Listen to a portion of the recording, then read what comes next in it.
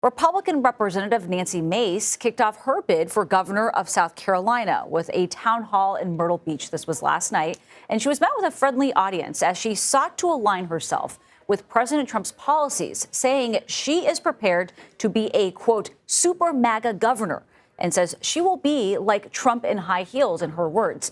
It's still not clear if she has won the president's endorsement, though.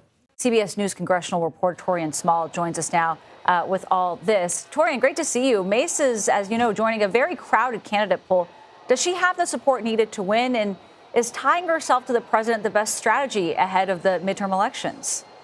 Well, Nancy, it makes sense that Congresswoman Mace would really run on a campaign that's driven by support of President Donald Trump. He won the state in 2024 over Kamala Harris by 18 points, won the presidential primary over former Governor Nikki Haley by 20 points. Very popular there, and his endorsement could be the tipping point for this crowded race. As you mentioned, about 5 notable Republicans already in the running, including the lieutenant governor, attorney general, and also a member of her congressional delegation, House Freedom Caucus member Ralph Norman there. As you can see on the screen, it's quite the crowded race. What we saw happen at her first town hall since announcing was her really leaning into her being on the same page with the president, saying she not only backed the big, beautiful bill, but she was a staunch defender of the president's personality over allegations. Like, she brought up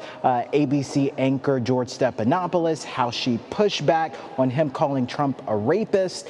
And she told the many folks in that room, Republican conservative supporters, that she would be a mini version of Trump if elected to the state level. Yeah, saying that she would be like Trump in high heels right there. Taurean, you know, we had mentioned that it was a friendly crowd last night, but some GOP lawmakers have been facing some pretty furious voters at town halls in their home states. So what kind of reception can we expect to see at those taking place for the rest of the week?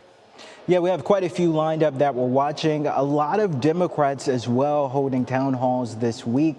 Those have been a little bit more friendly when it comes to the representatives speaking with them. That's because what we've been seeing so far is this wave of opposition in response to Donald Trump's presidency.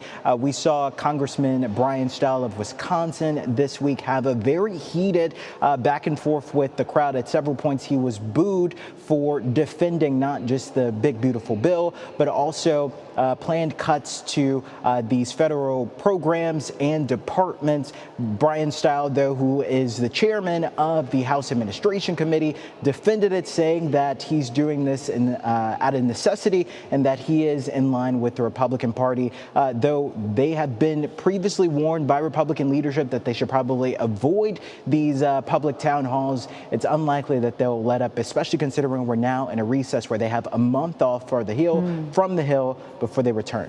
All right, Taurean Small, thank you very much.